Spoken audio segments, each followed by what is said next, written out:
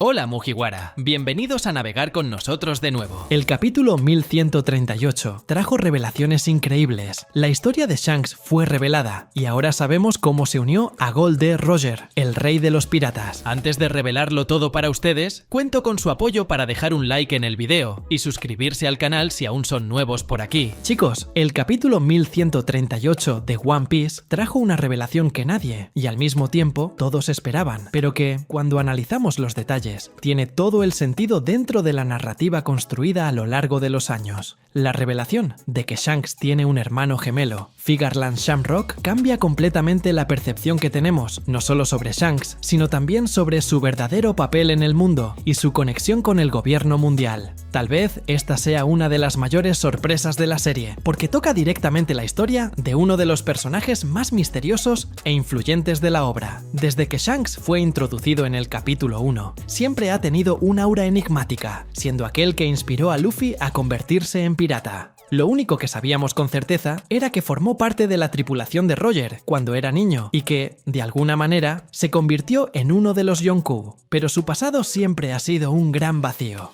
Cuando Oda introdujo el linaje Figarland en la película One Piece Film, Red, muchos ya sospechaban que Shanks podría estar conectado con los dragones celestiales. Sin embargo, el capítulo 1138 no solo confirmó esto, sino que también mostró que tiene un hermano que sigue siendo fiel al gobierno mundial. Quizás el detalle más importante de este capítulo sea el diálogo entre Loki y Shamrock. Cuando Loki pregunta cómo alguien con el rostro de Shanks puede ser un dragón celestial, Shamrock no duda en responder que Shanks es su hermano gemelo menor, pero que eligió vivir en este mundo inferior inmundo. Este detalle lo cambia todo, porque confirma que Shanks no solo es un exnoble mundial, sino que tuvo la opción de regresar a Mary Joyce y la rechazó. Esto plantea varias preguntas. ¿Por qué Shanks eligió vivir como pirata? ¿Cuándo descubrió sus orígenes? Y, lo más importante, ¿cuál es su relación con el gobierno mundial ahora? Otro punto interesante es que Shamrock menciona que Shanks regresó a Mary Joyce una vez. Esto podría significar que en algún momento del pasado consideró la posibilidad de reunirse nuevamente con su familia, o al menos entender mejor sus orígenes.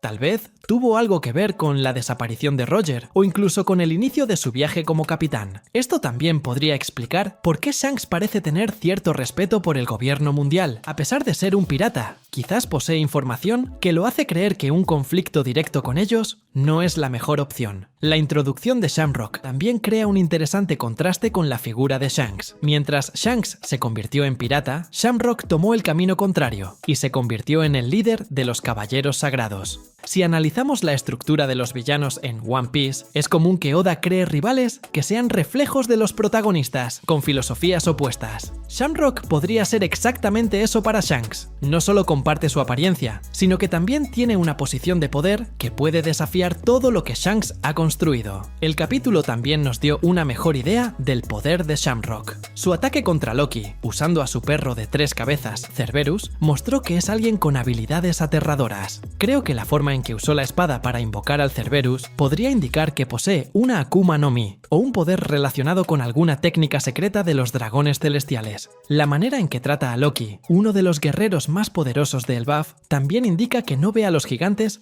como una amenaza real, lo que podría significar que ya ha enfrentado adversarios mucho más peligrosos antes. Ahora, lo que más me llamó la atención en este capítulo fue la forma en que conecta diferentes piezas del rompecabezas. Cuando Luffy escucha hablar de un hombre parecido a Shanks, su primera reacción es decir que eso no tiene sentido, porque Shanks nunca mencionó tener familia. Sin embargo, el propio Luffy ha mencionado antes que considera a los piratas de Roger como la única familia que Shanks podría tener. Esto es una pista sutil de que Shanks podría haber borrado deliberadamente cualquier conexión con su verdadero linaje. Además, cuando pensamos en el pasado de Shanks, una de las cuestiones que más nos intriga es su vínculo con la piratería desde tan joven, estando a bordo de la tripulación de Roger cuando aún era un niño. ¿Qué hacía un niño tan joven, con un vínculo tan fuerte con figuras tan poderosas como Gold D. Roger y sus tripulantes, sin mencionar su misteriosa relación con el gobierno mundial? Este pasado de Shanks, hasta ahora nebuloso y lleno de lagunas, ahora gana una nueva capa de complejidad. Porque si realmente tiene una conexión con los Figarland y, por lo tanto, con los dragones celestiales, esa conexión podría haber influido directamente en sus decisiones a lo largo de los años.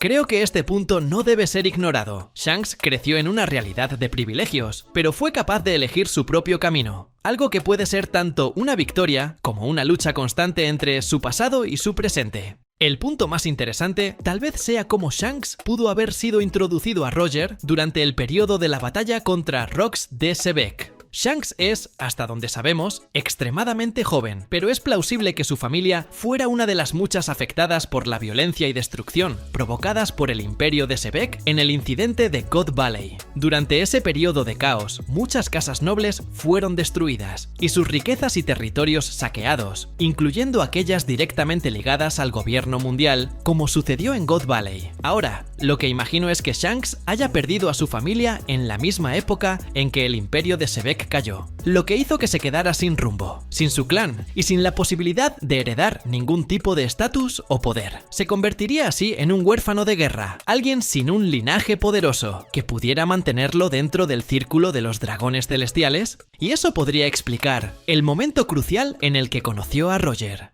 Roger, siendo el capitán de los piratas de Roger y alguien con una visión propia sobre el mundo y el papel de los poderosos, podría haber visto en Shanks algo más que un simple niño. Podría haber reconocido en Shanks la chispa de un líder, alguien que, aunque nacido bajo un apellido noble, tenía el potencial para ser mucho más que un mero heredero. En muchos aspectos, creo que Roger veía en jóvenes como Shanks el potencial de moldear el futuro, no siguiendo las reglas tradicionales de la nobleza o del gobierno mundial, sino creando su propia historia. Al aceptar a Shanks en su tripulación, Roger no solo le estaba dando una oportunidad, sino también transmitiéndole su filosofía de que la verdadera libertad estaba en rechazar las ataduras de la sociedad establecida. Para Shanks, esta era una oportunidad de reinventarse, de no ser solo un hijo de nobles, o alguien marcado por la destrucción de su familia, sino alguien que pudiera forjar su propio camino, junto a figuras como Roger, Oden y el resto de la tripulación. Es posible que, después de la partida de Roger, Shanks haya sentido la necesidad de comprender mejor sus orígenes, quizás incluso considerando una posible reconciliación con los dragones celestiales y su pasado. Esto explicaría, al menos en parte, su viaje a Mary Joyce, donde fue recibido como un miembro de la élite. Al enfrentarse a las realidades de ese mundo, con el peso de las expectativas y las intrigas que rodean la corte de los dragones celestiales, Shanks podría haberse sentido profundamente desconectado, quizá incluso asqueado, por no querer seguir ese camino. Tenía la oportunidad de regresar a la nobleza, pero en lugar de eso, optó por rechazar esa carga y seguir su propio camino. Esto también explica por qué pudo haber continuado actuando con cierta ambigüedad en relación con el gobierno mundial, quizás incluso conociendo secretos que otros piratas no saben o no comprenden. Sabía que enfrentarlos de manera directa y absoluta podría ser destructivo, pero su postura como un pirata equilibrado, evitando un enfrentamiento total, podría ser una forma de navegar entre estos dos mundos sin ser consumido por ninguno de ellos. Además, el regreso de Shanks al mundo de los piratas, quizás influenciado por una perspectiva más madura sobre el sistema y las luchas del mundo, podría explicar por qué adoptó un enfoque más diplomático y equilibrado en relación con otros piratas y el gobierno mundial.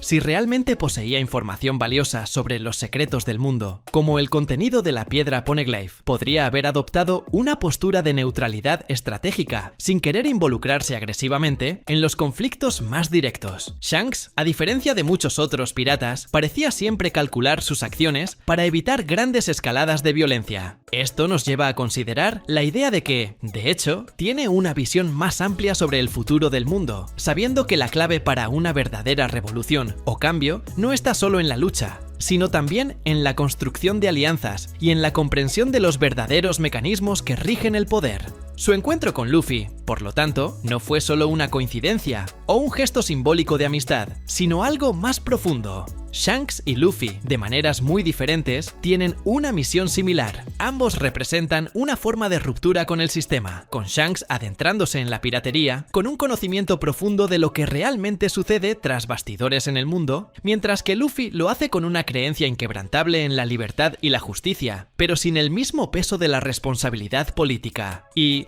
al final, ¿se enfrentarán Shanks y Shamrock?